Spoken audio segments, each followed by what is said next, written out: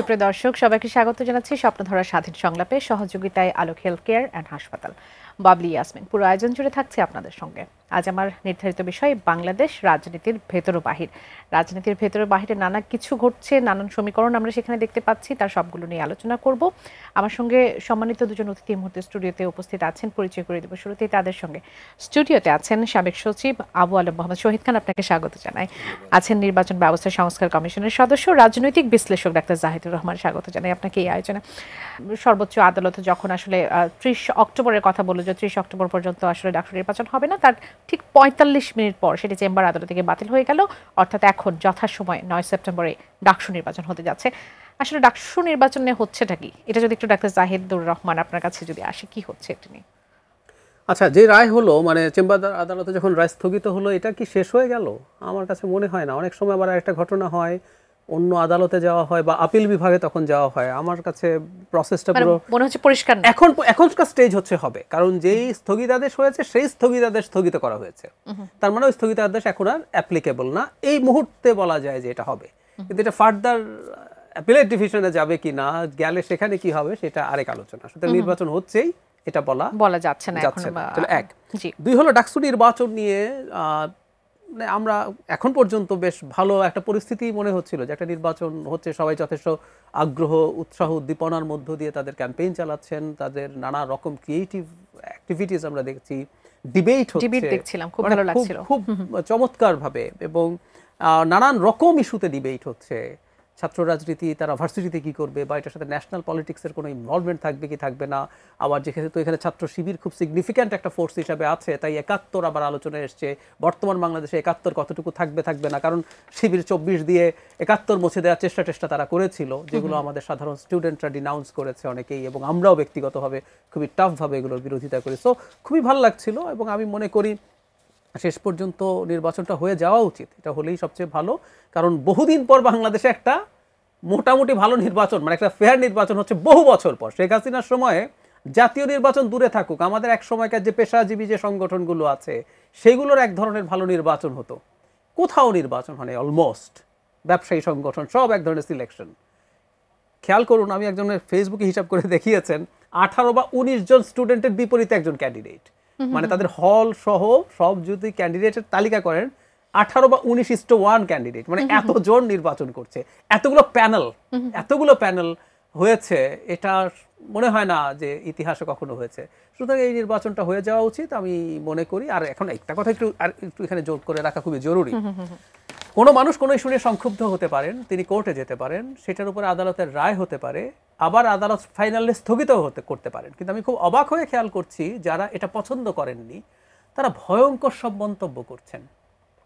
একজন এমনকি যে নারী রিট করেছেন তাকে গণধর্ষণের হুমকি দিচ্ছেন ফেসবুকে প্রকাশ্যে। আমি মনে করি সরকারের খুব ইমিডিয়েটলি তাকে খুঁজে বের করে তার বিরুদ্ধে ব্যবস্থা নেওয়া দরকার। এমনকি আদালতের প্রতিও এটা হতে পারে না। কোনো রায় পছন্দ না হলে সমালোচনা করা যেতে পারে। আদালত আসলে শেষ পর্যন্ত এই জন্য থাকে কারণ আমরা প্রত্যেকে আমাদের অবস্থানটাকে সঠিক মনে করি। আদালত মানছে, এবং আমরা এখনকার যে আদালত, বিশেষ করে আপিল বিভাগও বা আমাদের হাইকোর্ট বিভাগে অনেক বিচারক পরিবর্তন করা হয়েছে, এখনও ওই শেখ হাসিনার বিচারক আছে, তার মতো রায় দিচ্ছে, এটা বলার স্কোপ নেই। তো কোনো একটা জায়গায় আমাদের আস্থা রাখতে হবে, এবং ঢাকা ইউনিভার্সিটির স্টুডেন্টদের বুঝতে হবে দেশের সর্বোচ্চ আদালত মানে কি, সেটার প্রতি কি ধরনের অ্যাটিটিউড দেখাতে হবে। সেটা কিন্তু অনেকে দেখাচ্ছেন না, আমি এটা একটু সতর্ক করে রাখতে চাই। এটি বিশেষ গুরুত্ব দিয়ে আসলে দেখা দরকার বলে মনে করছেন। আমি একটু আবু আলম মোহাম্মদ শহীদ খান, আপনার কাছেও যদি আপনার কোনো মন্তব্য থাকে ডাকসু নির্বাচন নিয়ে। আসলে এত অস্থিরতার মধ্য দিয়ে দেশ যাচ্ছে, নানান ইস্যু নিয়ে, জাতীয় নির্বাচন নিয়ে যখন আমরা আসলে নানান চারদিক থেকে ষড়যন্ত্রের কথা বলছি, বিভিন্ন তত্ত্বের কথা বলছি, তখন ডাকসু নির্বাচন কিন্তু আমরা অনেক আমেজ দেখছিলাম, একটা অন্যরকম আমেজ দেখছিলাম, যে সেটির দিকে সবার চোখ ছিল। হঠাৎ করেই সেটি একটি রিটের প্রেক্ষিতে স্থগিত হয়ে যাবে, এবং সাথে সাথে 45 মিনিটের মাথায় সেটি আবার বাতিল হয়ে যাওয়া। এখন যথাসময় নির্বাচনের কথা বলা হচ্ছে, আপনি পুরো বিষয়টিকে কেমন করে দেখছেন? প্রথমত ডাকসু নির্বাচনটা খুব গুরুত্বপূর্ণ একটা নির্বাচন, মানে বর্তমান সংকটের মুখে তো আরও গুরুত্বপূর্ণ, এবং এটা রেগুলারই হওয়া উচিত ছিল, হয়নি। এখন যখন আমরা একটা নির্বাচন করতে যাচ্ছি, এবং জাহিদ যেটা বললেন যে চিত্রটাকে যে আমরা দেখছি যে সকলে নির্বাচনে আছেন, কথা বলছেন, আলাপ আলোচনা চলছে, তর্কযুদ্ধ চলছে, এবং এর মধ্যে দিয়ে একটা নির্বাচনের সুন্দর আবহাওয়া আছে। এখন পর্যন্ত ওখানে কিন্তু কোনো এমন ঘটনা ঘটেনি যাতে মনে হতে পারে যে নির্বাচন নিয়ে একটা শঙ্কা আছে। মানে আইন শৃঙ্খলা পরিস্থিতি ভালো আছে, সব মিলিয়ে ঠিক আছে। তো এখানে কোর্টে গেলেন, যেতে পারেন একজন, কোর্ট একটা অর্ডার দিল এবং সেই অর্ডারটা 45 মিনিট। আপনি 45 মিনিট যেহেতু বললেন যে এটা খুব ইম্পর্টেন্ট, আসলে চেম্বার জাজ তো 2টা 2:30টার সময় বসে, তো এই অর্ডারটা যদি 12টা বা 1টার সময় হয়ে থাকে তাহলে দৌড়ে চেম্বার জাজের কাছেই যেতে হবে, এবং টাইমটা খুব কম, হাফ অ্যান আওয়ারের মতো উনি বসেন, কারণ উনি তার ফুল শুনানি করেন না। সো ওই টাইমের মধ্যেই গিয়েছেন এবং সেটা স্থগিত হয়েছে। এখন যেটা হতে পারে যে আপনি আপিল করতে পারেন, আবার এই আদেশের বিরুদ্ধে পূর্ণাঙ্গ বেঞ্চে আপিল হবে, আপিল শুনানি হবে, এবং আমাদের হাতে যেহেতু সময় আছে তখন ওই শুনানির মধ্যে দিয়ে এটা নিষ্পত্তি হবে, অথবা নির্বাচন বন্ধ হয়ে যেতে পারে যদি আমাদের টপ জাজেরা মনে করেন যে না, নির্বাচনটা বন্ধ হওয়াই উত্তম। তো সেখানে ওই যে আইনের প্রতি আমাদের বিশ্বাস শ্রদ্ধা রাখতে হবে। যেসব মন্তব্য জাহিদ বললেন আসলে এগুলো খুবই, কি বলবো, এইসব নিয়ে আলোচনা করার, বিশেষ করে আমরা শিক্ষাঙ্গনে আসলে এই ধরনের পরিবেশ চাই না বা এই ধরনের প্র্যাকটিস চাই না। কারণ হলো যে যেসব স্লোগান শুনি অশ্লীল, হ্যাঁ, অশ্রাব্য, মানে কি, মানে রাজনীতি, জাহিদ রাজনীতিতে ছিলেন, আমি তার সিনিয়র, আমিও রাজনীতিতে ছিলাম, আমরাও স্লোগান দিয়েছি, আমাদের মধ্যে অ্যাগ্রেশন ছিল না এরকম নয়, ধাক্কাধাক্কি হয়েছে, টিকে থাকার চেষ্টা করেছে, যারা শাসক দল ছিলেন তারা বাধা দেওয়ার চেষ্টা করেছে। বাট এই যে এখন যে রাজনীতি বা এখন যেরকম কথাবার্তা এবং ফেসবুক, মানে এই সামাজিক মাধ্যমগুলোতে যে ধরনের স্বাধীনতা, দেশের কোনো আইন টাইন আছে বলে তো মনে হয় না। আমি একদম তার সাথে একমত, যদি ফেসবুক থেকে আইডেন্টিফাই করা যায়। এখন পুলিশকে যদি আপনি বলেন আইডেন্টিফাই, আমাদের কাছে তো কেউ বিচার নিয়ে আসেনি। আমি ওইটা পড়ছিলাম আর কি, যে পুলিশ অনেক সময় বলে যে আমাদের কাছে যদি ওই যে চিটাগং ভার্সিটির ব্যাপারে আমাদের কাছে কেউ অভিযোগ করলে তখন আমরা দেখব। আপনার সামনে ভিডিও এভিডেন্স আছে, এবং 1872 সালে যে সাক্ষ্য আইন ছিল 2022 সালে পরিবর্তন করা হয়েছে, এবং ভিডিও এভিডেন্সের ভিত্তিতে কিন্তু আবরার হত্যা মামলা, আরও বেশ কয়েকটা মামলার রায়ও হয়েছে। এবং পুলিশের কাছে ভিডিও এভিডেন্স নিয়ে যান যদি আপনি, এটা গ্রহণযোগ্য। তারপরে পুলিশের হলো কগনিজেবল অফেন্স, আপনার সামনে যদি মার্ডার হয়ে যায়, রেপ হয়ে যায়, বা আপনার জন্য দাঙ্গা হয়ে যায়, কাউকে মেরে ফেলার চেষ্টা করা হয়, তো তখন তো পুলিশ অটোমেটিক্যালি এটার উপরে অ্যাকশনে যাবে। এখন পুলিশ যদি বলে বা অন্য কেউ যদি বলে যে আমাদের কাছে যখন অভিযোগ দেবে তখন আমরা বিচার করব, এগুলো তো মনিটরিং করার দায়িত্ব তাদের। দেশে তো একটা ডিজিটাল সিকিউরিটি অ্যাক্ট বা যতটুকু আছে, যেভাবে আছেন সেখানে তো ক্ষমতা দেওয়া আছে কাউকে না কাউকে। তো তারা কি করবেন, বসে বসে খালি চা পান করবেন এবং কেউ একটা এভিডেন্স নিয়ে যাবে তারপরে তারা শুরু করবে? এটা হতে পারে না। আসলে আমাদেরকে এখন থেকেই এই আইনের শাসন এবং আইনের প্রতি শ্রদ্ধা, এটার জন্য আসলে কাজ করতে হবে। এই প্র্যাকটিসটা আসলে করাটা খুব বেশি, বিশেষ করে আমরা যে শুধু শিক্ষাঙ্গনের কথা বলছি তাই নয়, জাতীয় পর্যায়ে আমরা এটা আসলে খুব বেশি আশা করি। কেননা বর্তমান প্রেক্ষাপটে যে সামাজিক অবস্থাটা আমরা দেখতে পাচ্ছি সেটা আসলে মোটেও কাম্য নয়। আমি যদি ডাক্তার জাহিদুর রহমান আপনার কাছে আসি, সেটি হচ্ছে যে নির্বাচনকে ঘিরে আসলে অনেক কিছুই তো ঘটছে। সেই গণ অধিকার পরিষদের সাথে জাপার সেই সংঘর্ষ থেকে শুরু করে সেনাপ্রধানকে নিয়ে নানান ধরনের সন্দেহমূলক বক্তব্য থেকে শুরু করে অনেক কিছু ঘটছে। সব কিছু নিয়ে আমরা একটু আলোচনা করি। সেনাপ্রধানের বিষয়টি নিয়ে যদি একটু আসি, তার চীন সফর, প্রধান বিচারপতির সাথে তার সাক্ষাৎ, সেটি আবার উপদেষ্টা আসিফ নজরুল তিনি বলেছেন যে এটি একটা গুজব। এটি যেহেতু আমি জানি না সেহেতু এটি আমার কাছে গুজব।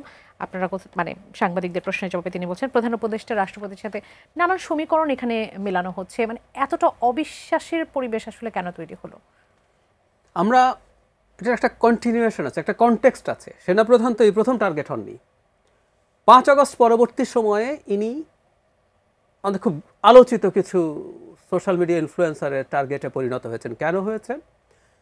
আচ্ছা, আমি যদি এভাবে বলি, শেখ হাসিনা যদি থেকে যেতেন 5 তারিখ, টিকে যেতে পারতেন, যে কয়েকজনের মৃত্যুদণ্ড হতো তার মধ্যে প্রথম নামটা কি হতে পারত? সেনাপ্রধান। কারণ হি বিট্রেইড, উনি ওনার আদেশ মানতে রাজি হন না। কারণ আমরা এই স্টোরিগুলো এখন জানি, উনি শেষ মুহূর্ত পর্যন্ত চেয়েছিল গুলি চালিয়ে যত মানুষ মেরে সম্ভব ক্ষমতায় থাকার জন্য। তো উনি ওনার জীবনের ঝুঁকি নিয়ে ওই স্টেপ নিয়েছেন। কেন? পাল্টা একজন জেনারেল পাল্টা কিছু করে ফেলতে পারতো, উনি কিন্তু ঝুঁকিতে ছিলেন নিঃসন্দেহে। এরপর তাকে পোর্ট্রে করার চেষ্টা হলো, তিনি যেহেতু ঘটনাচক্রে শেখ হাসিনার আত্মীয় হন এবং আরো কিছু ইস্যু দেখিয়ে তার বিরুদ্ধে কুৎসার রটানো শুরু হলো। আমি কারণ একটা খুব সিম্পলি বুঝি, এই ভদ্রলোকই প্রথম ইতিহাসে বাংলাদেশে 5 আগস্টের পর নির্বাচন কবে নাগাদ হতে পারে উনি বলে ফেলেছেন। তারা এই বলা নিয়ে কেউ সমালোচনা করতে পারে যে একজন সেনাপ্রধান এভাবে আলাপ করতে পারেন কিনা। উনি রয়টার্সকে বলেছিলেন যে 18 মাসের মধ্যে নির্বাচন করার জন্য আমরা এই সরকারকে সাহায্য করছি। তারপর তিনি একবার প্রকাশ্য একটা সভায় ডিসেম্বরের মধ্যে নির্বাচন হওয়া উচিত, কারণ উনি কনসার্ন অ্যাবাউট হিজ ফোর্স। উনি দেখছেন যে ওনারা রাস্তায় থাকার কারণে তাদের ট্রেনিং এ সমস্যা হচ্ছে, তারা কেউ কেউ অনিয়ম দুর্নীতির সাথে জড়াচ্ছে। উনি এই কনসার্নের কারণে বলেছে দ্রুত এটা শেষ করে আমার পুরো প্রসিডিউরের সাথে তো তারা ইনভলভ আছে, এটা আমরা ব্যারাকে নিয়ে যাই ওর যা যা কাজ করার। সুতরাং সেনাপ্রধানকে টার্গেট করে যত রকম ভাবে দরকার ডিসইনফরমেশন, একটা উদাহরণ দেয় আজকে একটা ডিসইনফরমেশনের। খুবই গুরুত্বপূর্ণ আলোচিত একজন ইনফ্লুয়েন্সার লিখছেন, যার মিলিয়নস অফ ভিউয়ার্স ফলোয়ার্স, উনি বলছেন উনি বঙ্গভবনে গেছেন প্রেসিডেন্টের সাথে দেখা করতে জরুরি অবস্থা জারি করার জন্য, এবং দেখা যাক ডক্টর ইউনূস কি করেন। একটা ছোট উদাহরণ দিই। আর্টিকেল 141 আমাদের কনস্টিটিউশনে জরুরি অবস্থা নিয়ে লেখা আছে। তো বলা আছে বিভিন্ন জরুরি পরিস্থিতি, যুদ্ধ বিগ্রহ, অভ্যন্তরীণ গোলযোগ হলে রাষ্ট্রপতি জরুরি অবস্থা জারি করতে পারেন। কিন্তু সেখানে একটা কাউন্টার সাইন প্রাইম মিনিস্টারের থাকতেই হবে, নাহলে জরুরি অবস্থা জারি করা যাবে না। এখন এই মুহূর্তে ডিফ্যাক্টো প্রাইম মিনিস্টার হচ্ছে প্রধান উপদেষ্টা, তার মানে রাষ্ট্রপতি চাইলেই জরুরি অবস্থা জারি করতে পারবেন না যতক্ষণ পর্যন্ত ডক্টর ইউনূস সেটা অ্যাগ্রি না করেন। কিন্তু বলা হলো কি প্রথম থেকেই এই রাষ্ট্রপতিকে সরাতে হবে, কারণ উনি জরুরি অবস্থা জারি করে দেবেন, দিয়ে শেখ হাসিনাকে নিয়ে আসবেন। এই জিনিসগুলো আসলে মূলত আমি মনে করি সেনাপ্রধান যেহেতু নির্বাচনের কথা বলেন, যেই অংশটা, যে গোষ্ঠীটা নির্বাচন বানচাল করতে চায়, পিছিয়ে দিতে চায়, ডক্টর ইউনূস 5 বছর থাকুক, পারলে আরও বেশি থাকুক ধরনের আলাপ করতে চায়, কারণ তাতে তাদের অনেকেরই ভীষণ ক্ষমতা আছে, ক্ষমতা এনজয় করছে, দু একটা দল আছে তারা পাওয়ার এনজয় করছে, কিছু ব্যক্তি আছে তারা পাওয়ার এনজয় করছে, ইলেকশন হওয়ার সাথে সাথে তো এগুলো সব শেষ হয়ে যাবে। সো এই কারণে এই ধরনের ডিসইনফরমেশন ছড়ানো হচ্ছে খুব ক্লিয়ারলি। আমি অবাক হয়েছি, সেনাপ্রধান এমনকি প্রধান উপদেষ্টাকে বলেছেন গুজবে, যে আপনি পড়ছিলেন, গুজবে কান্না দেওয়ার জন্য। মানে এটা কোন পর্যায়ে গেছে, তিনি প্রধান উপদেষ্টাকে একটু অবিশ্বাস কথাটা এই জন্যই উল্লেখ করলেন, খেয়াল করুন, উনি আশ্বস্ত করতে হচ্ছে। এই জায়গায় এখন আমাদের সোশ্যাল মিডিয়ার যুগে যেটা হয়, এই নেগেটিভস গুলো অনেক বেশি স্প্রেড করে, এবং আমাদের তো আপনি কোনটা বিশ্বাস করবেন আর কোনটা আপনি করবেন না, এটা তো কঠিন একটা এবং ব্যাপার। আমরা যদি কেউ এরকম কিছু বিশ্বাস করার জন্য প্রস্তুত থাকি, কনফার্মেশন বায়াস, আমরা ওটা কানেক্ট করে এটা তো ঘটে যাচ্ছে, এটা তো ঘটে যাচ্ছে, তার মানেটা হলো, আমি যেটা মনে করি, প্রধান উপদেষ্টার বিরুদ্ধে দেখবেন এখন সিন্ডিকেটেড অ্যাটাক শুরু হয়েছে। কারণ ইনি এখন খুব শক্তভাবে, গতদিন অন্যান্য দলের সাথে যখন বসা হয়েছে, তিনি কিন্তু ক্লিয়ারলি নির্বাচন নিয়ে বলেছেন যে অন্য কিছু চিন্তা করার সুযোগ নেই। সো যারা যারা নির্বাচন নিয়ে কথা বলবে, আমিও নির্বাচন নিয়ে দীর্ঘদিন থেকে কথা বলছি, আমিও এর দালাল, তার দালাল, বহু কিছু দালাল হয়ে গেছি। আমি ভারতের দালাল, এমনকি আওয়ামী লীগ একসময় ইলেকশনে কথা বলছিল, আমি আওয়ামী লীগের দালাল, সব কিছু হয়ে গেছি। তো যারা যারা ইলেকশন নিয়ে কথা বলবেন, যারা চান বাংলাদেশের একটা গণতান্ত্রিকভাবে স্টেবল সরকার আসুক, যারা এটার বিরুদ্ধে দাঁড়াবেন, তারা প্রত্যেকে টার্গেটে পরিণত হবে।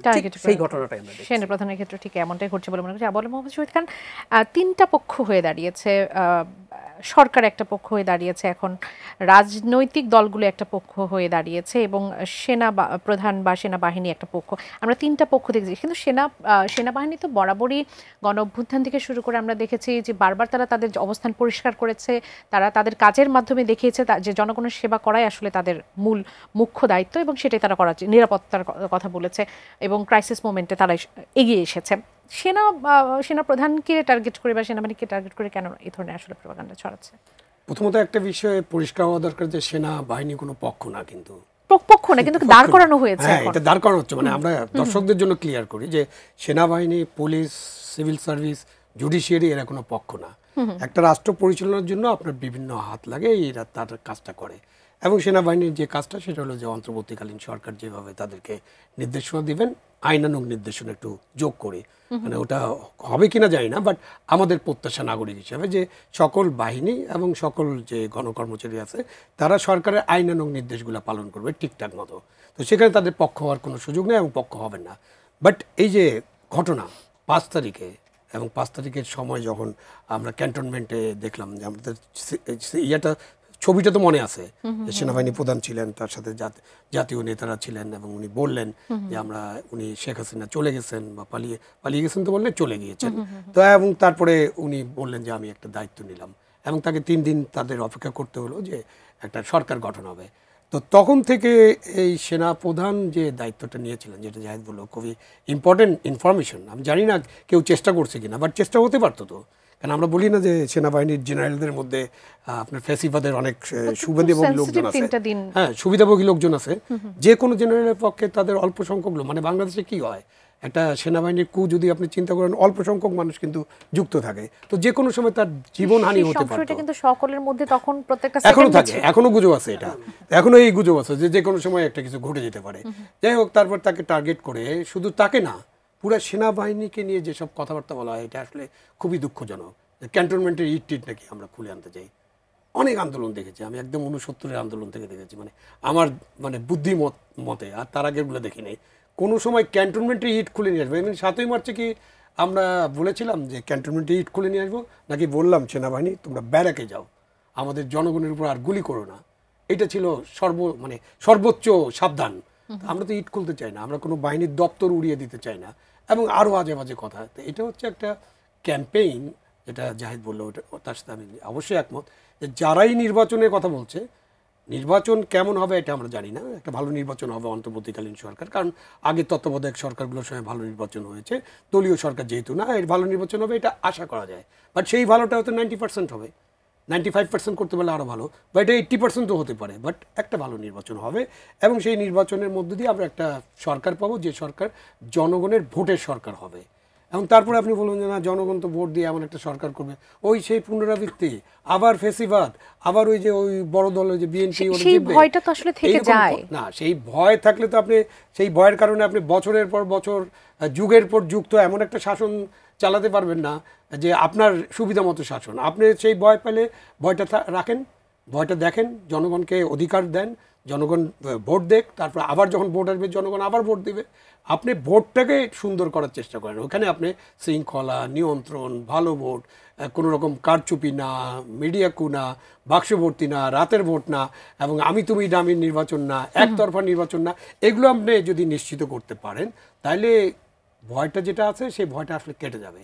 সেই ভয় কাটানোর জন্য তো সময় সুযোগ দিতে হবে। এখন ভয় দেখিয়ে, জুজুর ভয় দেখিয়ে আপনি ক্ষমতা এনজয় করবেন, এবং কেউ তো আছেন যারা নির্বাচন হয়ে গেলে একদম তাদের তো আর কোথাও থাকবে না, চাঁদাবাজিও করতে পারবেন না, বা এই যে এইসব প্রোটোকল, ডগ স্কোয়াড, হ্যাঁ, বড় বড় হোটেল, হাঁসের মাংস, অনেক কিছু বন্ধ হয়ে যাবে, তাই না? তো এই জন্য হয়তো আপনি মনে করতে পারেন যে একটা আক্রমণ করা হচ্ছে। আর পুলিশ বাহিনীর উপরে তো যে আক্রমণ করা হয়েছে, 450 পুলিশ স্টেশন লুট হয়েছে, আগুন লাগানো হয়েছে। আমি একটু জাহিদ ভাই আপনার কাছে একটু জানতে চাই যে হঠাৎ করে গণ অধিকার পরিষদের সাথে জাতীয় পার্টির কেন এরকম সাংঘর্ষিক পরিস্থিতি আসলে তৈরি হলো? কারণ জাতীয় পার্টিকে আমরা ভাঙতে ভাঙতে এমন একটা অবস্থানে এসে দেখি, মানে এখন এসে ঠেকেছে, যেখান থেকে জাতীয় পার্টিকে নিয়ে কিন্তু সকলেরই একটা প্রশ্ন যে এই দলটা কি বিলুপ্ত হয়ে যাচ্ছে কিনা। সেই পরিস্থিতিতে এসে হঠাৎ করে গণ অধিকার পরিষদের সাথে কেন এরকম সাংঘর্ষিক পরিস্থিতি তৈরি হলো? সেখানে জাতীয় পার্টি কেন বলছে, গণ অধিকার পরিষদ কেন বলছে যে সেনাবাহিনী তাদের উপর মব করে তাদের নুরুল হক নুরকে মেরেছে? প্রথমে আমি নুরুল হক নুরকে যে প্রেক্ষাপটে, যে প্রেক্ষিতে মারা হলো, এটার কোনো প্রয়োজন ছিল না। আমি খুব স্ট্রংলি কন্ডেম করি, ভিডিও দেখেছি, ও খুবই নিউট্রাল অবস্থায় ছিল, প্রয়োজনে তাকে গ্রেফতার করা যেত। নূর যদি অপরাধ করে থাকে, আপনি পেটাতে পারেন, গুলিও করতে পারেন, কিন্তু সিচুয়েশন ডিজার্ভ করে কিনা। বাহিনীর কোনো হুমকি ছিল না, ওনারা যারা ছিলেন ওনারা জনগণের বা জানমালের কোনো হুমকি তৈরি করছেন না। সো এটা অত্যন্ত ব্রুটাল অ্যাটাক, কন্ডেম করি। যোগ করতে চাই, নুররাজে যে কর্মসূচি নিলেন জাতীয় পার্টির বিরুদ্ধে, আমি এটাকেও কন্ডেম করি। ওনারা যদি জাতীয় পার্টি নিষিদ্ধের আলাপ করতে চান, এটা কেন আমি সেই জায়গায় আসছি, ওনারা আগে নাকি স্মারকলিপি দিয়েছেন প্রধান উপদেষ্টা, নাহলে ঘেরাও করেন, আওয়ামী লীগের সময় ঘেরাও করেছিলেন, ঘেরাও করেন, এখানে জাতীয় পার্টিকে কেন? Exactly no way. In fact Jatiya Party নিষিদ্ধ দল না, নিষিদ্ধ করার সিদ্ধান্ত যদি সরকার নেয়, আওয়ামী লীগের মতো সরকারকে চাপ দেন। এখন এই নিষিদ্ধ করার ব্যাপারটা গণ অধিকার সামনে এসছে, আমার দুটো ইন্টারপ্রিটেশন। একটা হচ্ছে তারা একটু রিলেভেন্ট হতে চেয়েছে পপুলার ইস্যু সামনে নিয়ে, কিন্তু এই প্ল্যানটা মূলত জামায়াতে ইসলামী বলে আমি মনে করি। একদম সোজা সাপটা কথা বলে ফেলা ভালো। আমরা যেহেতু বিশ্লেষণ করার চেষ্টা করি, কেন জামায়াতে ইসলামী, কেন জাতীয় পার্টি যদি নির্বাচন করে, জাতীয় পার্টি আর আওয়ামী লীগ কিন্তু সমান না। জাতীয় পার্টি কোলাবোরেটর, কোনোদিন যে মূল অ্যাক্টর তার সমান না। জাতীয় পার্টি কোলাবোরেটর, এটা আমি মনে করি।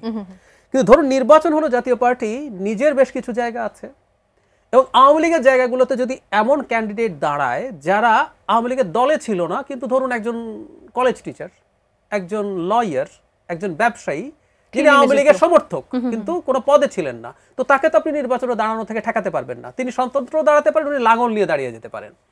যদি লাঙল নিয়ে দাঁড়িয়ে যায়, আওয়ামী লীগের এরকম বেশ কিছু জায়গায় আওয়ামী লীগের এখনো ভোটের পপুলার পার্সেন্টেজ আমার হিসাবে জামাতের দ্বিগুণ। তো ফলে জাতীয় পার্টি দ্বিতীয় সর্বোচ্চ দল হবে। জামাতের এই যে বিরোধী দল হওয়ার একটা খায়েশ আছে, সেটা যাবে গা। নাম্বার 2, আরো জরুরি কাজ আছে। জাতীয় পার্টির যদি মাঠে এখন না থাকে, তাহলে একটা নার্ভাস হওয়ার মতো পরিস্থিতি হয় বিএনপির জন্য। ধরুন জাতীয় পার্টিকে তারা নিষিদ্ধ করাতে পারলো, তখন জামাত, এনসিপি, ইসলামী আন্দোলন যদি ঘোষণা করে আমরা নির্বাচনে যাব না, তখন দেখবেন নির্বাচন হওয়াটাই প্রশ্নের মুখে। তখন মাঠে আছে বিএনপি, তার সাথে অ্যালাইন্ড যেসব দল, কোনো বিরোধী দল নেই। সো এই যে বিএনপির উপরে চাপ তৈরি করার একটা সক্ষমতা তৈরি হবে জাতীয় পার্টি যদি না থাকে, সেটাও তারা এনশিওর করতে চাইছে। সে কারণে জাতীয় পার্টি আসলে এই মুহূর্তে জামাতের প্রধান টার্গেটে পরিণত হয়েছে বলে উনি খেয়াল করবেন। ওই ঘটনা যেতে নাতে যে জামাতের আব্দুল্লাহ মোহাম্মদ তাহের বলেছেন জাতীয় পার্টি নিষিদ্ধের দাবির সাথে তারা একমত। মজার ব্যাপার, উনি জাতীয় পার্টি নিষিদ্ধের সাথে একমত, আওয়ামী লীগ যখন নিষিদ্ধ হওয়ার চাপ হচ্ছে জামাত অফিসিয়ালি সেখানে যায় নাই। তাদের দু একজন নেতা শফিকুল ইসলাম মাসুদ গেছেন, ছাত্র শিবির গেছেন, তারা কোনো অফিসিয়াল স্টেটমেন্ট দেন নাই, এখানে দিয়েছেন এবং গতকাল চিফ অ্যাডভাইজারের কাছে গিয়েও বলেছেন জাতীয় পার্টিকে নিষিদ্ধ করার পথ খুঁজতে। Very interesting. জাতীয় পার্টির অপরাধ তো আওয়ামী লীগের চেয়ে বেশি না, কিন্তু এখানে ওনারা এই কাজটা করছেন। কথা বলছিলাম জনাব আবু আলম মোহাম্মদ শহীদ খান, আপনার কাছে ওই বিষয়টি নিয়ে আসি। জাতীয় পার্টি গণ অধিকার পরিষদের মধ্যে যে সংঘর্ষের ঘটনা, নুরুল হক নুকের আজকের যে পরিস্থিতি, কোন সমীকরণটা আসলে আপনি এর মধ্যে দেখতে পান? এই পরিস্থিতিটা আসলে কেন তৈরি হলো? রাজনীতির সমীকরণটা কি এখানে? মানে ওই অর্থে যদি আপনি দেখেন যে নুরুল হক নূরের যে পার্টি আছে সেই পার্টির সাথে জাতীয় পার্টির এই দ্বন্দ্ব হওয়ার কোনো কারণ নেই, কারণ তারা তো একে অপরকে কন্টেস্ট করছে না এই মুহূর্তে। আর হলো যে এই যে এটার স্ট্যান্ডার্ডটা আমি নাগরিক হিসেবে মনে করি যে আপনি এই যে নির্মূল করা, পার্টির অফিসে আগুন লাগানো, পার্টি দখল করা, তারপর নিষিদ্ধ করে দেওয়া, এগুলো আসলে কোনো ফল দেয় না। আপনাকে জনগণের কাছে যেতে হবে এবং জনগণের মাধ্যমেই কোনো দলকে আপনি রাজনৈতিকভাবে নিশ্চিহ্ন করতে পারবেন। এমন কোনো প্রয়োজন কি ছিল যে তারা এভাবে গিয়ে একটি পরিস্থিতি তৈরি হবে সেটা নিয়ে? যেটা জাহিদ বলল হতে পারে, আমি তো এটা একেবারে তথ্যটা আমার কাছে নাই, বাট ঘটনার দৃষ্টে এরকম মনে হয় যে জামাতে ইসলামী তাদেরকে ব্যবহার করেছে এবং এটার সম্ভাবনা অনেক বেশি। এবং জামাতের যে এই ঘটনার পরে জামাতের যে স্টেটমেন্ট, জামাতের যেভাবে কথাবার্তা বলেছে তাতে মনে হয় যে তারা এটা চায় এবং তারা নিজের থেকে না করে একটা ছোট দলকে হয়তো তারা ব্যবহার করেছে। আমি জানি না নূর হয়তো এটা বলবেন না, না বলারই কথা, কিন্তু আপনি ওই দলের অফিসে যাবেন কেন?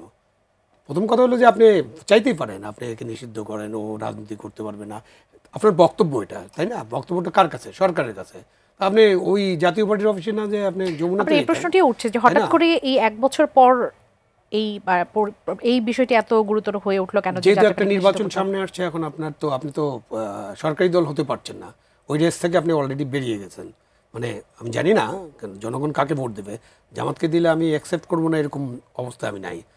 জামাতকে যদি ভোট দেয়, জামাত যদি সরকার গঠন করতে পারে খুব ভালো কথা, কারণ অন্য সব দলকে তো আমরা দেখেছি এরকম অনেকে বলেন না, বাট আমার কাছে মনে হয় যে জামাতের সরকার গঠন তো দূরের কথা, এই 10 সিট মানে ডাবল ডিজিট স্পর্শ করতে পারবে কিনা এটা আমার সন্দেহ আছে, বাট করতেও পারে।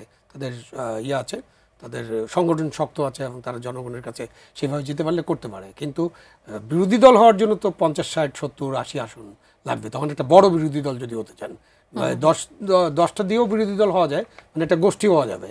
তো সুতরাং জাতীয় পার্টির একটা সম্ভাবনা আছে, তাদের যেহেতু একটা ভালো মার্কা আছে, লাঙ্গুল মার্কা, তারা এক সময় স্বৈরাচার ছিলেন, পরবর্তীকালে কিন্তু 91 নির্বাচনে জেনারেল এরশাদকে জেলে রেখে শাহাবুদ্দিন সাহেব, সেটার ব্যাপারে ওদের বক্তব্য আছে, কেন ওই যে ফেয়ার ট্রিটমেন্ট ওনারা পান নাই, লেভেল প্লেইং ফিল্ড তার জন্য ছিল না। তার মধ্যে 39টা সিরিজ জিতছিল, মানে একটা এলাকায় বেশি, আবার কিছু কিছু এলাকায় জিতেছিল। এবং তারপরে যদি আওয়ামী লীগের যারা আছেন, যারা এখন ইলেকশন করতে পারছেন না নাম দিয়ে, নৌকা মার্কা নাম দিয়ে, আওয়ামী লীগের লোকজন যারা ভালো, বা ধরেন এই যে বিদ্রোহী আওয়ামী লীগ আছে না কতগুলা, যারা গত নির্বাচনে লোকাল গভর্নমেন্ট নির্বাচনে অংশগ্রহণ করেছিল, প্রায় 40% লোকাল গভর্নমেন্ট নির্বাচনে উপজেলা পর্যায়ে আওয়ামী লীগ কিন্তু হেরেছিল, তাদের নৌকা মার্কা কিন্তু ডিফিটেড হয়েছিল। তো সেরকম অনেক প্রার্থী আছেন যারা ডাইরেক্টলি আওয়ামী লীগের এই যে অন্যায়, আওয়ামী লীগের যে কর্তৃত্ববাদ, আওয়ামী লীগের যে আরও অনেক 100টা অভিযোগ আছে, দুর্নীতি, লুটপাট, নানান অভিযোগ, তার সাথে ডাইরেক্টলি জড়িত নয় এমন লোকজন তো আছে। এবং সেই লোকগুলোকে অন্য পার্টিতে যেতে পারে, যাই তো এখন কোনো পার্টি করছে না সম্ভবত, এটা মাহমুদুর রহমান মান্নার পার্টিতেও যেতে পারে, এনসিপিতেও যেতে পারে, কারণ এরা লোক কোথায় পাবে? ইভেন ওই যে এবি পার্টি আছে না একটা, সেখানেও যেতে পারে। তো তারা 300 সিটে যদি নির্বাচন করতে চায় এইসব পার্টি, তারা লোক কোথায় পাবে? ওইখান থেকে তো লোক সংগ্রহ করতে পারে। আমাদের তো হঠাৎ করে আমি নতুন করে লোক জন্ম দিতে পারবো না। সো জাতীয় পার্টির সাথে তাদের কানেকশনের কারণে জাতীয় পার্টিতে তাদের যোগ দেওয়ার বা তাদের মার্কা নেওয়ার এবং ইন্ডিপেন্ডেন্ট প্রার্থী হওয়ার একটা সুযোগ আছে। তো জাতীয় পার্টি যদি এটা পায়, এই জিনিসটা যদি তারা নেগোশিয়েট করতে পারে, ভালো নেগোসিয়েশন লাগবে, তারা যদি নেগোশিয়েট করতে পারে তারা কিন্তু ভালো ফলাফল পাবে। জাতীয় পার্টিরও তো আবার অনেকগুলো ভাগ আছে। একটা জাতীয় পার্টির একটা অংশকে যদি আসলে আপাতত বাতিল করার ব্যবস্থা করা হয়, সেটা তো নানাভাবে তো আবার ফিরেও আসতে, সেক্ষেত্রে জাতীয় পার্টি ব্র্যাকেট করলে তো আর হবে না। আপনি এখনো কিন্তু জাতীয় পার্টির ভাগ থাকলেও, মানে বড় বড় নেতারা চলে গেল হেড মানে জি এম সেন্ট্রাল কাদের, অফিসটা কিন্তু জিএম কাদের এবং তার যে নতুন শামীম মহাসচিব হায়দার আছেন তাদের কাছে আছে, এবং তারা কিন্তু সেখানে বসছেন, আগুন লাগানোর পরে বসছেন, তারা সেদিনও কিন্তু তো ভয়ে ছিলেন। পালিয়ে যান নাই। হ্যাঁ, সুতরাং তারা কিন্তু এই এই যে অংশটা আছে এটাই জাতীয় পার্টি, এটার বাইরে আপনি যেতে পারবেন না, কারণ ওদের কনস্টিটিউশন যেভাবে আছে আপনি তো বলতে পারবেন না তোমার কনস্টিটিউশন চেঞ্জ করে দিলাম এখন থেকে ওই পার্টির চেয়ারম্যান অমুক। তাহলে এরকম 5টা জাতীয় পার্টি আপনি করতে পারেন, কিন্তু এই সরকার এটা করবে কেন? অন্তর্বর্তীকালীন সরকার তো কোনো দল ভাঙার দায়িত্ব নেবে না, নেওয়া উচিত না। সেটা দলীয় সরকার থাকলে এরকম অনেক চেষ্টা করে, বিএনপিকে ভাঙার চেষ্টা করে, জামাতকে ভাঙার চেষ্টা, অন্য দল থাকলে আওয়ামী লীগকে ভাঙার চেষ্টা, এটা হতে পারে। আমাদের দলীয় রাজনীতির এটা একটা অপরাজনীতি, তো সেখানে তো এই সরকার যাবে না। সুতরাং আপনি যেটা জাতীয় পার্টি আছে সেই জাতীয় পার্টির সামনে ভালো নির্বাচনে যদি অংশগ্রহণ করে তাদের ভালো ফলাফল করার সম্ভাবনা আছে, বাট এটা নির্ভর করবে আরো অনেক কিছুর উপর। ডাক্তার জাহিদুর রহমান, নির্বাচন নিয়ে সংশয় কাটছেই না। 26 ফেব্রুয়ারিতে নির্বাচন, ডিসেম্বরে বলা হচ্ছে তফসিল ঘোষণা করা হবে, কিন্তু তারপরও সকলের মনে একটাই প্রশ্ন, ফেব্রুয়ারিতে নির্বাচন কি হচ্ছে? এই সংশয়টা কেন কাটছে না? এখানে জনাব তারেক রহমান বলছেন যে ষড়যন্ত্রের কথা বলছেন, যে ষড়যন্ত্র ডালপালা মেলতে শুরু করেছে, তিনি মন্তব্য করেছেন। মির্জা ফখরুল ইসলাম আলমগীর বলেছেন যে ফেব্রুয়ারিতে নির্বাচন হওয়াটা বড় চ্যালেঞ্জ। সরকার বলছে যারা নির্বাচন যদি কেউ হতে না দেয় তাহলে অনেক বড় একটা বিপদ সামনে আসছে। এই ষড়যন্ত্র, এই সংশয় কাটছেই না কেন? আমি একটা সরকারের সাথে তুলনা করি। 11 সরকার 2 বছর ক্ষমতায় ছিল, ওটা আসলে একটা মিলিটারি গভর্নমেন্ট ছিল, সিভিলিয়ান ফেস ছিল, কোনো রাজনৈতিক দলের ওখানে কোনো প্রভাব ছিল না, তারা তাদের মতো চালিয়েছেন, একটা পর্যায়ে পারেন নাই, ইলেকশন দিয়ে চলে গেছেন। এই সরকারটার একটা নতুন ধরনের সরকার, এখানে মিলিটারি সাপোর্ট করছে, কিন্তু এটা মিলিটারি গভর্নমেন্ট না, এটা একটা সিভিলিয়ান সরকার। এটা করতে গিয়ে যেটা হলো, আমি একদম খোলাখুলি কথা বলি, এই সরকারের উপরে 3টা দলের প্রভাব তৈরি হয়েছে। বিএনপির আছে, জামায়াতে ইসলামীর আছে, এনসিপির আছে। এখন তর্কের খাতিরে ধরলাম সবার 1/3 করে আছে। ধরুন জামাতের মতো একটা দল জীবনে 2টো মন্ত্রিত্ব পেয়েছিল বিএনপির সময়, কিন্তু পুরো সরকারের উপরে তার একটা প্রভাব, আমলাতন্ত্র, পুলিশ, ভার্সিটির ভিসি, মানে ডাক্তারদের, সরকারি ডাক্তারদের বদলি পদোন্নতি, সব জায়গায় তাদের বিরাট প্রভাব তৈরি হয়েছে। ইতিহাসে কোনোদিন সেই প্রভাব তার হয়নি। জামাত তাও নয়, অনেক দিনের পুরনো দল, নির্বাচন করেছে, সিট পেয়েছে। আর এনসিপির বয়স 6 মাস বয়সী একটা দল, আমরা ধরলাম বাংলাদেশে 1/3 তাদের প্রভাব আছে। নির্বাচন হওয়ার পর দিনই শতভাগ প্রভাব বিএনপির। Can you tolerate that? এই যত পেছানো যায় আপনার প্রভাব তত থাকলো। কিছু ব্যক্তি আছে খুবই পাওয়ারফুল, আমরা নাম বলছি না, অনেকে নাম বলি না, ভাইয়ারা জাসদ করতেন, সিরাজুল আলম খান ছিলেন পেছনে, এরকম তো একজন সিরাজুল আলম খানও নাকি আছে, তারা পেছন থেকে নানান কিছু করেন টরেন, তাদেরও বিরাট প্রভাব, গুরু আছে, তারাও নাকি বিরাট প্রভাব আছে। সো সবার প্রভাব মুহূর্তে হবে যাবে। সুতরাং ইলেকশন না হয় যদি বাংলাদেশ গোল্লায়ও যায়, তাদের কিছু আসে যায় না, তাদের প্রভাবটা তো থাকলো। That's the only reason. অর্থাৎ রাজনীতিটাই এখন মুখ্য হয়ে দাঁড়িয়েছে। না, রাজনীতি করলে প্রবলেম ছিল, এটা ষড়যন্ত্র। রাজনীতি করলে আপনার স্বার্থ, রাজনীতি করলে ঠিক ছিল, রাজনীতি ভালো জিনিস। আপনি রাজনীতি করেন, ধরেন আপনাকে ছোট্ট একটা উদাহরণ দিই, মানে আপনি বলছেন জনগণ সংস্কার চায়, জনগণ বিচার চায়, জনগণ গণপরিষদ চায়, জনগণ লোয়ার হাউসে পিআর চায়। জামাত ইসলামের এক নেতা আমাকে বলছেন 71% জনগণ পিআর চায়। সরি, মিথ্যা কথা। সুজনের ডেটা বলছে 71% উচ্চকক্ষে পিআর চায়। ওনারা না এটাকে এই সংসদ নির্বাচনে পিআর চায় বলে রীতিমতো তাদের নায়েবে আমিরই বলছেন। আচ্ছা, তার কথাটা খুব সোজা। সবাই জনগণ যদি সব এইসবই চায়, সেগুলোকে ম্যানিফেস্টো বানায় ইলেকশন করলে তো আপনি জিতে যান। বিএনপি তো হারার জন্য, বিএনপি চাঁদাবাজি করে, ট্রু, বিএনপি কয়েক হাজার বহিষ্কার করছে চাঁদাবাজির জন্য, জনগণ অতিষ্ঠ বিএনপিকে দিয়ে। আর আপনাদেরকে যা যা বলছেন সব জনগণ চায়, তো নির্বাচন করে সেই ভরসাটা তারা জনগণের সাথে তৈরি করতে পারেনি, সেটা কি তারা জবাব দেবেন। যদি এতই জনগণ চায় তো সেটা করতে পারতেন। আসলে ওনারাও জানেন ওনাদের অবস্থা কি, সেই কারণে ওনারা আসলে চাইছেন নির্বাচনটা না হোক, যত দেরি হোক ততদিন তাদের প্রভাব। আর যদি বিএনপিকে চাপে রেখে আন্ডারস্ট্যান্ডিং করতে পারে, তারা সিগনিফিক্যান্ট নাম্বার অফ সিটস যতটুকু আমি বেনিফিটেড হতে পারি সেটা হলে নির্বাচন হয়ে যাবে। প্রধান উপদেষ্টা বলেছেন যে কেউ যদি নির্বাচনের কোনো বিকল্প ভাবে, সেটা হবে এই জাতির জন্য গভীর বিপদজনক। 3টি রাজনৈতিক দলের সাথে বৈঠক করার পর তিনি এই কথা বলেছেন। এই মুহূর্তে নির্বাচনের বিকল্প ভাবার মতো পরিস্থিতি কি আছে, বা ভাবলেও সেটিকে আসলে বাস্তবায়ন করা সম্ভব বলে মনে করছেন? বিকল্প ভাবার তো কোনো সুযোগ নাই, এবং আমাদের একটা নির্বাচন হতেই হবে, অনিবার্য। এখন মানে এমন না যে আমাদের নির্বাচনটা এরকম, এমনকি ডিসেম্বরের নির্বাচন হলেও হতে হবে। এখন ফেব্রুয়ারি ঠিক আছে, যদি উনি 2 মাস আগেও নির্বাচন করতে চান, করে ফেলতে হবে নির্বাচন। কারণ নির্বাচন ছাড়া যে সরকারটা চলছে তাদের ব্যাপারে তো অনেক আলোচনা, তাদের সীমাবদ্ধতা, দুর্বলতা, তাদের কি কাজ করছেন, কিভাবে দেশটা চালাচ্ছেন, ওই নির্বাচন রাজনীতির প্রসঙ্গ বাদ দিয়ে যদি অন্য প্রসঙ্গে আসেন, আপনি আইন শৃঙ্খলা পরিস্থিতি দেখেন, দ্রব্যমূল্য দেখেন, আমাদের বেকার লোকদের কর্মসংস্থান দেখেন, উল্টা 28 লক্ষ মানুষ বেকার হয়ে গেছে। আপনি স্ট্যাটিস্টিক্স দেখেন, তাদের স্ট্যাটিস্টিক্স 28% মানুষ দারিদ্র সীমার নিচে চলে গেছে। সুতরাং খুব একটা চ্যালেঞ্জ অর্থনীতির মধ্যে এবং চ্যালেঞ্জ বিশ্বর মধ্যে আমরা কাজ করতেছি, যেগুলো আমরা ঠিকঠাক করতে পারছি না। সারা বিশ্বে তো অনেক ঘটনা ঘটছে। সুতরাং আমাদের একটা নির্বাচন দরকার, দ্রুত, যত দ্রুত সম্ভব নির্বাচন দরকার। ফেব্রুয়ারি বলছেন, ফেব্রুয়ারির মধ্যে হলে ভালো, না হলে ডিসেম্বরে হলে আরো ভালো, অক্টোবরে হলে আরো ভালো। এটা আমার নাগরিক হিসেবে মতামত, যত দ্রুত পারে নির্বাচন। এখন উনি বলছেন যে নির্বাচন বিকল্প, মানে বিকল্প দুইটা, কে বিকল্প ভাবছে? জামাতে ইসলাম যদি বিকল্প হবে না, নির্বাচন করতে দেব না, পিআর হইতেই হবে, এইসব নিয়ে তার বিকল্প হবে না। নির্বাচন বন্ধ করা বা ডিলে করা কোনো বিকল্প না। আর অন্য বিকল্প নিয়ে আমি আলাপ করতে চাই। ডাক্তার জাহিদুর রহমান, বিকল্প পিআর কে শক্তভাবে যেমনটা বলছে যে পিআর ছাড়া নির্বাচন করবেই না জামাত, এখন পর্যন্ত এরকম তাদের অবস্থান, সেটি কি বিকল্প হতে পারে কিনা? গণপরিষদ নির্বাচন দিয়ে সংবিধান পরিবর্তন, সেটি কি বিকল্প হতে পারে কিনা? বিকল্প আপনি আসলে কি কি দেখতে পাচ্ছেন? আমি কোনো বিকল্প দেখতে পাচ্ছি না। কারণ হলো যে যে ইস্যুগুলোতে আমরা একমত সেগুলোই কাজ করা যাবে। এমনকি সংবিধান, ধরুন পিআর এর ব্যাপারে কথা হচ্ছে, মানে সংবিধান সংশোধন করতে হবে, তো সংবিধান সংশোধন করার জন্য একটা সংসদ লাগে, সেটা গণপরিষদ কাম সংসদ 70-এর মতো যেটা এনসিপি চায় সেটা, অথবা স্বাভাবিক সংসদ যেখানে আপনি অ্যামেন্ডমেন্ট করে এটা করবেন। তো এবার কিভাবে করবেন? ওনারা বলছেন একটা অধ্যাদেশ দিয়ে এটাকে সংবিধানের উপরে স্থান দিতে হবে। মানে খুব বেসিক জুরিসপ্রুডেন্স যিনি বোঝেন, ল যিনি বোঝেন, তিনি জানেন সর্বোচ্চ আইন হচ্ছে সংবিধান, তার উপরে আপনি একটা অধ্যাদেশ, মানে তো একটা ডিফ্যাক্টো আইন। এখন যেহেতু পার্লামেন্ট নাই, তাই অধ্যাদেশ দিয়ে লিখে দিবেন এগুলো করবেন, নির্বাচন এরকম হলো এবং ইহা সংবিধানের উপরে স্থান পাবে। তো আমরা তো ধরে নিচ্ছি যে আদালত এখন স্বাধীন, আদালতে কেউ রিট করলো, এটা টিকবে? মানে উদ্ভট যাবতীয় কথা। এই জন্য না এই আলাপগুলোকে আমি সিরিয়াসলি নেই না। আপনি না হয় লোয়ার হাউসের প্রপোর্শনাল রিপ্রেজেন্টেশনের কথা বা তার জন্য নির্বাচনে যাব না, হঠাৎ একদিন ঘুম থেকে উঠে জামাতের মনে হইলো, জামাতকে এই 5 তারিখের পর থেকে সমানে বলে গেছে? বলে নাই। এটা আমাদের ঐক্যমত্য কমিশনের আলোচনার টেবিলেও ছিল না। অর্থাৎ এই দুটি বিকল্পকে আপনি আসলে বিকল্পই মনে করছেন না? থেকে 1.5 মাস আগে প্রথম ইসলামী আন্দোলন একটা মহাসমাবেশ করে এটা চাইলো, তারপর জামাত একটা মহাসমাবেশ করে চাইলো 1.5 মাসের মতো সময় আগে। এর আগ পর্যন্ত তারা এই জায়গায় যান নাই। হঠাৎ করে মনে হলো এটাই সেরা নির্বাচন পদ্ধতি, হঠাৎ করেই মনে হলো সারা পৃথিবীতে এতগুলো। আপনি কি মনে করেন যে এই পদ্ধতি ছাড়া জামাত নির্বাচনে অংশ নেবে না? ওই যে বললাম, এই পদ্ধতির কিছুই না।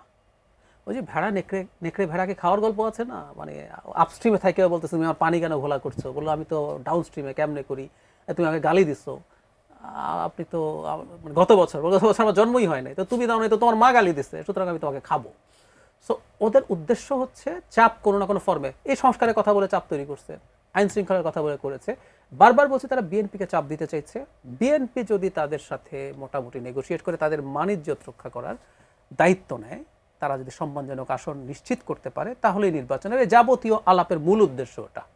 আর আমি এটাও বলতে চাই, জামাতের না ঐতিহাসিকভাবে জনগণের বিপক্ষে অবস্থান নেওয়ার বাতিক আছে, এটা ওর ডিজিজ। 47-এ যখন দেশভাগ হচ্ছে, এই ভূমির সবাই চাইছে আমরা পাকিস্তান হই, জামাত তখন অখণ্ড অবিভক্ত ভারতের পক্ষে। 71-এ পূর্ব পাকিস্তান ভূখণ্ডের মানুষ চাইছে আমরা স্বাধীন হই, সে তখন আগে পাকিস্তান চায় না, এরপর সে পাকিস্তান চাই। যখন আমরা সবাই বলছি না পাকিস্তান ভেঙে আমরা স্বাধীন হতে চাই, সে কোলাবোরেট করলো, পলিটিক্যালি ছিল, ওয়ার ক্রাইমের সহযোগী হইল। 86 সালে এরশাদের সাথে নির্বাচনে আওয়ামী লীগ গেল, জামাত সাথে সুরসুর করে গেল, এবং ওই নির্বাচনটা এরশাদের শাসনকে দীর্ঘায়িত করতে সাহায্য করেছে। এইভাবে ধাপে ধাপে 2008 সালে আওয়ামী লীগের ওই যে 11-এর পরের নির্বাচনটা না যাওয়া উচিত ছিল বলে অনেকে মনে করেন, এবং সেখানেও নাকি বিএনপিকে বেশ চাপ দিয়ে জামাত এনেছে। এখন তাদের আরেকটা টাইম আসছে যখন জনগণের পক্ষে থাকা উচিত, তারা আবারও বলা যায় না নির্বাচনে না যেতে পারে, তবে এটা যদি তারা করে তাদের দলই বিরাট অস্তিত্বের মুখোমুখি সংকটে পড়বে বলে। অসংখ্য ধন্যবাদ আপনাদের দুজনকে আমাদের আয়োজনে যুক্ত হবার জন্য। দর্শক, এতক্ষণ আপনারা যারা আমাদের সঙ্গে ছিলেন, আগামী পর্ব দেখার আমন্ত্রণ জানিয়ে যেখান থেকে বিদায় নিচ্ছি। ধন্যবাদ সবাইকে, শুভরাত্রি।